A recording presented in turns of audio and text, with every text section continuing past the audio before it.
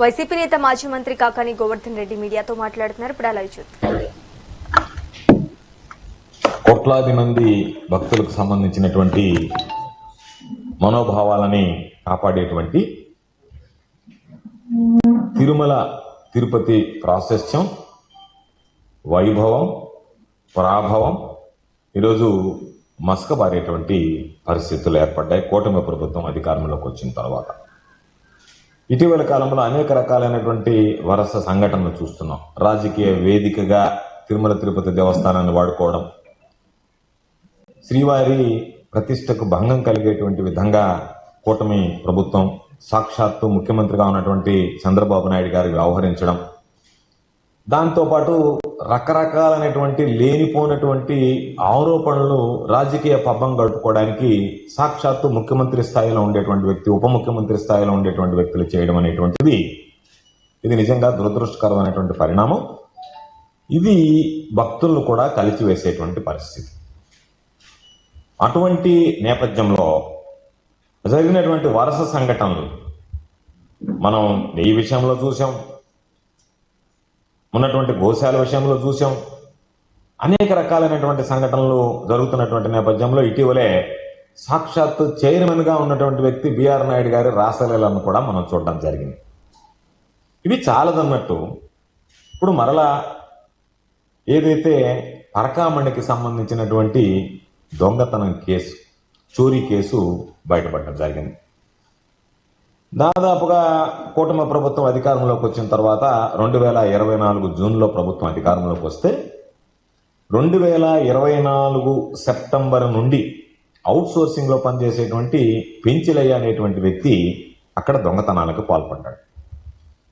2024 September నుంచి ఆ పెంచిలయ్య అనేటువంటి వ్యక్తి దొంగతనాలకు పాల్పడుతుంటే 2025 జనవరి 11వ తేదీ విజిలెన్స్ అధికారులు దాన్ని రెడ్ హ్యాండెడ్గా పెంచలేనటువంటి చోరీని, అంటే ఆయన ట్రాలీకి ఒక రంధ్రం వేసి ఆ రంధ్రంలో నుంచి ఒక బిస్కెట్ జారిపడడంతో దాన్ని ఆయన తీసుకునేటువంటి నేపథ్యంలో 2025 జనవరి 11వ తేదీ దానికి సంబంధించినటువంటి రెడ్ హ్యాండెడ్గా ఆ పెంచలేనటువంటి వ్యక్తిని పట్టుకోవడం జరిగింది.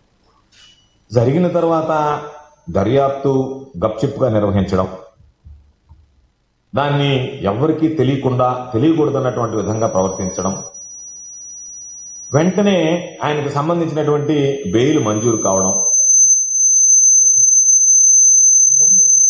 ఇవన్నీ కూడా ఒక్కొక్కటిగా చూస్తూ ఉంటే ప్రభుత్వం వ్యవహరిస్తున్నటువంటి విధానం, ప్రభుత్వం వ్యవహరిస్తున్నటువంటి తీరు ఈరోజు మనకి స్పష్టంగా అర్థమైపోతుంది.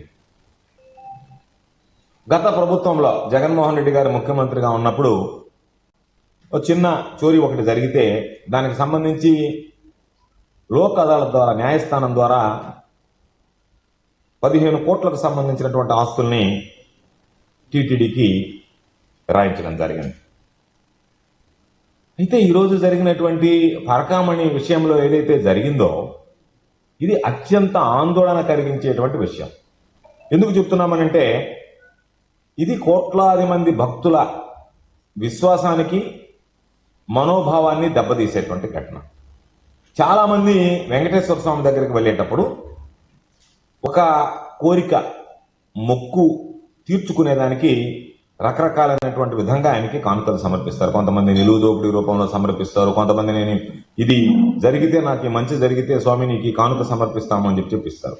ప్రతి భక్తుడు కోరుకునేది నేరుగా నేను సమర్పించినటువంటి కానుకలు ఏవైతే ఉన్నాయో అవి వెంకటేశ్వర స్వామికి చెందాలి, ఆయనకి చేరాలి, ఆయన సన్నిధిలో వాటికి సంబంధించినటువంటి పనులు జరగాలి అని చెప్పి కోరుకుంటారు.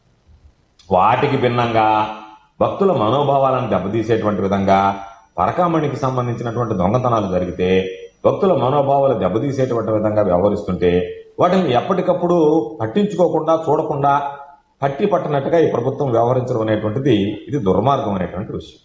ఎందుకంటే శ్రీవారికి సమర్పించేటువంటి కానుకలు ఏవైతే ఉన్నాయో ప్రతి కానుక అది అత్యంత పవిత్రమైనటువంటిదిగా భావించాల్సినటువంటి పరిస్థితి ఉంటుంది. అటువంటి కానుకలు చోరీ కావడం అనేటువంటిది నిజంగా దురదృష్టకరం. కాబట్టి పరకామణిలో ఈ విధంగా భారీ చోరీల వ్యవహారం ఏదైతే ఉందో కూటమి ప్రభుత్వంలో వెలుగుకు రావడం, ఆ వెలుగుకు రావడం వెనక ఆ దర్యాప్తు జరిపినటువంటి తీరు కూడా అనేక రకాలైనటువంటి అనుమానాలకు ఈరోజు తావిస్తోంది. ఎందుకంటే ఈ పెంచలే అనేటువంటి వ్యక్తి ఎవరైతే ఉన్నారో పరకమండలో పనిచేసేటువంటి వ్యక్తి, ఆ వ్యక్తిని రెడ్ హ్యాండెడ్గా పట్టుకున్నారు విజిలెన్స్ అధికారులు.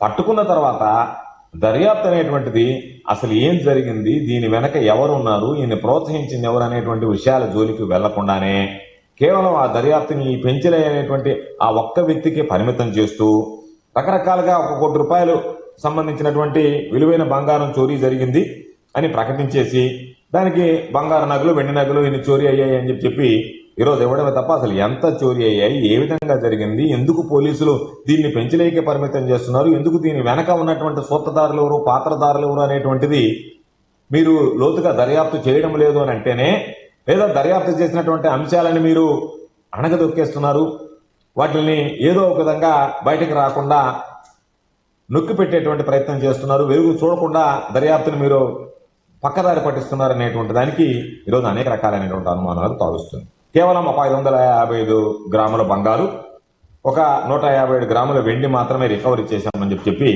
అక్కడికే ఆ కేసుని పరిమితం చేయడం అనేటువంటిది మాత్రం సరైనటువంటి పద్ధతి కాదు. దీనిలో పోలీసులు, ప్రభుత్వం వ్యవహరిస్తున్నటువంటి తీరు ఖచ్చితంగా భక్తులందరికీ కూడా ఆక్షేపణీయం అనేటువంటి విషయాన్ని ఈ సందర్భంగా స్పష్టంగా తెలియజేస్తున్నాను. అందుకనే ఇప్పటికైనా ప్రభుత్వం దీనిని, ఎందుకంటే జరిగింది 2025లో జరిగితే ఆ ఘటన బయటకు కూడా పొక్కకుండా ఎవరికి తెలియకుండా దాచిపెట్టింది. దాచిపెట్టడం వెనక ఉన్నటువంటి కుట్ర, దీని వెనక ఎవరున్నారు, ఎవరి పాత్ర ఉంది, ఎవరి పాత్ర ఉంటే మీరు వాళ్ళ పేరు వెలుగులోకి రాకుండా, వాళ్ళందరూ బయటపడకుండా, వాళ్ళందరూ దోషులుగా ప్రజల ముందు, భక్తుల ముందు నిలబడకుండా మీరు ప్రయత్నం చేశారంటే వాళ్ళు మీకు అత్యంత ఆంతరింగికులు, అత్యంత ముఖ్యులు అయి ఉండాలనేటువంటిది ఈరోజు మేము అనుకుంటున్నాం, భక్తులు కూడా అనుకునేటువంటి మాట.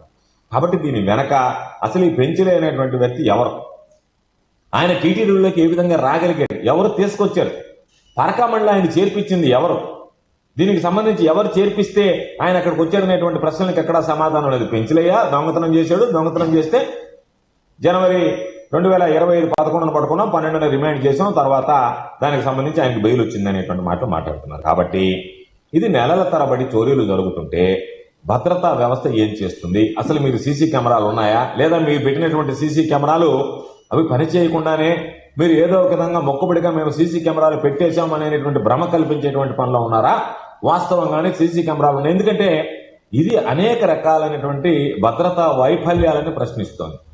ఈరోజు మీరు ఒకటి పట్టుకున్నారు, మీరు చెప్పిన దాని ప్రకారమే 555 గ్రాములు బంగారు, 156 గ్రాములు వెండి అని చెప్పి అక్కడ క్లోజ్ చేసేసారు. కాకుండా ఈరోజు మీరు హైకోర్టుకి ఏం చెప్పారు, పరకామణికి సంబంధించి అత్యంత పటిష్టమైనటువంటి భద్రతా వ్యవస్థను మేము ఏర్పాటు చేస్తున్నాం అని చెప్పారు. కానీ ఆ ప్రభుత్వం ఎక్కడా కూడా హామీని అమలు చేసినటువంటి లేదు. అమలు చేస్తుంటే ఇటువంటిది సంఘటనలు జరగవు. కాబట్టి ఈ సంఘటనతో మీరు పరకామణిలో అత్యంత భద్రత కల్పించేటువంటి ప్రయత్నం చేశాము అనేటువంటిది సరికాదు అనేటువంటిది అర్థమైపోతుంది. అంటే మీరు కావాలనే ఈరోజు దాని మీద నిర్లక్ష్యంగా వ్యవహరించారు పరకామణి విషయంలో, దానివల్లనే దొంగతనం జరిగింది అని చెప్పినాను. ధైర్యంగా తిరుపతికి వెళ్లి నగల మార్పిడి చేసుకున్నాడు అతను. కార్పొరేట్ బంగారు ఆభరణాల నగల దుకాణాలకు వెళ్ళాడు. ఈ నగలు ఇచ్చి ఇది స్వామి దగ్గర దొంగతనం చేసినటువంటి నగ